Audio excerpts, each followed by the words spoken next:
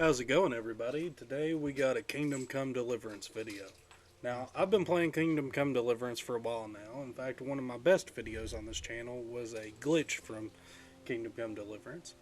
And today I just want to give some tips for people who may be hopping into the game more recently. Now that you have the Royal Edition where you get all the DLC and everything, it's never been a better time to play Kingdom Come Deliverance. So without further ado, tip number one. Tip number one, do not go adventuring around the world as soon as the game lets you do so. The reason for this is, unlike other open world RPG games, Kingdom Come Deliverance takes a more realistic approach to things, in which in medieval times, just wandering around like an idiot is going to get you killed. It's not super punishing, but if you come across a group of bandits or something, odds are there's going to be at least 2 or 3 of them. And since the combat has such a steep learning curve in this game, which is one of my personal favorite aspects of the game, you do not want to be outnumbered in a battle, because they will destroy you unless you have the proper training, which gets into tip number 2. Tip number 2 is, as soon as it is possible, as soon as the main story suggests it, this should be right after you have a meeting with Sir Hanush and Sir Radzig agrees to take you into his service. They recommend that you go train with Captain Bernard. Do the training with Captain Bernard. He will teach you the basics of combat, but not only that, it'll progress the story a little bit, but make sure to go back, because there are actually advanced moves that he can teach you, and in general, it will help you get a more competent grasp of the combat in the game without actually having to risk getting killed. And I highly recommend going back, training with any weapons that you have and you're going to use. I recommend probably not using a shield in the training.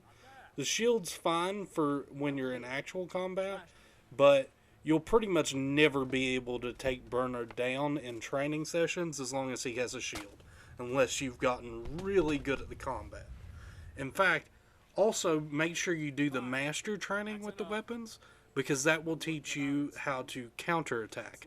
And the way this game works is, just like with the reading, you cannot do combat moves unless you have learned them.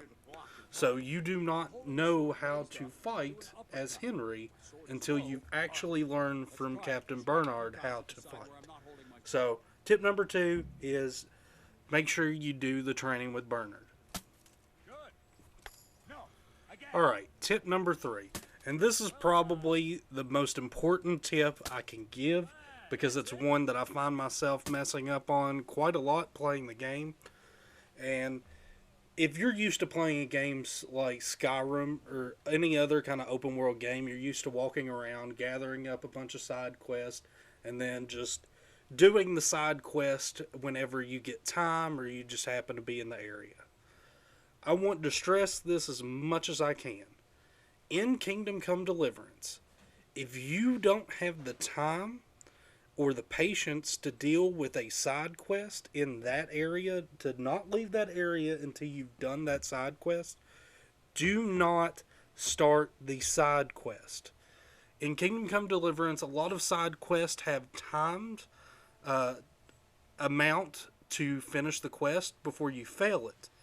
Therefore, if, for example, the In God's Hands quest, where you're supposed to help the Skalix refugees, almost every refugee, once you start this quest, has a time limit to where if you do not heal them in that time, they will die, and you will fail the quest, or at least that aspect of it, which really sucks. The problem is after you've healed so many of them, it triggers a cutscene with the custodian, where the custodian comes in and wants to hold a feast and invite Yolanda because he has a crush on her.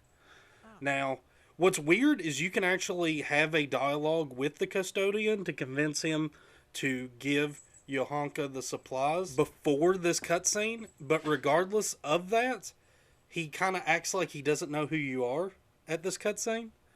So I think that's like a little mess up there. But anyway, during this cutscene, there's a speech option to convince the custodian, based on his feelings for Johanka, to hold the feast in the infirmary.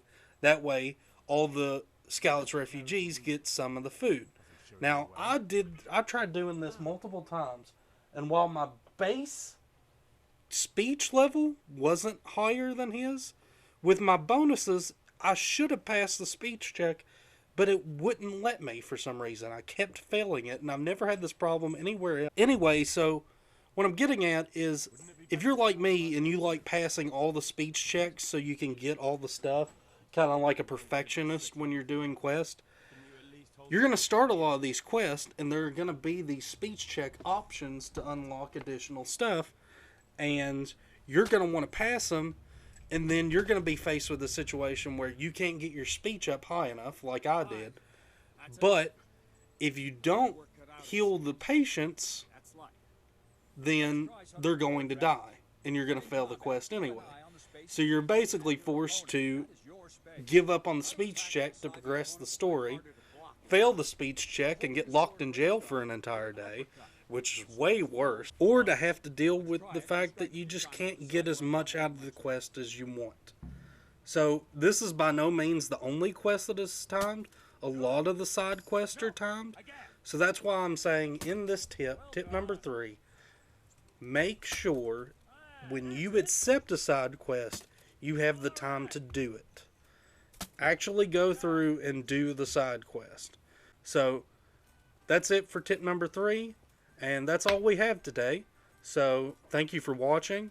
If this helped you, if you already knew all this stuff, please like and subscribe, and stay tuned for more Calcifer Gaming.